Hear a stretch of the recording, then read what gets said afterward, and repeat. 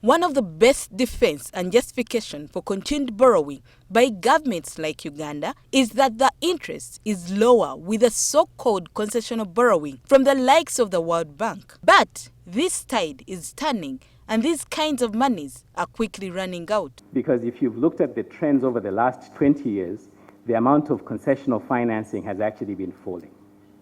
So in as much as we celebrate the $93 billion that we raised, it did come at slightly more stringent terms than what we would certainly have liked to achieve. And therefore, yesterday when we met with technical officials at the Ministry of Finance, we had a chance to elaborate on the transition from previous packages of 50% grants and 50% credits to 50-year credits.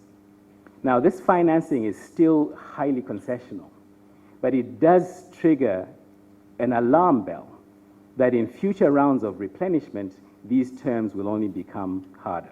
The infrastructure ambition of Uganda, for instance, are another justification for borrowing, but the World Bank warns that if just done for the sake of it, the otherwise well-intentioned developments can turn into a burden. We should never be apologetic for investing in infrastructure. We need it. We have a young population. Agriculture, manufacturing needs it. But we have to rethink how we're actually financing it. And then the second recommendation that I'd have is thoroughly assess the quality of investment rather than the quantity of that investment.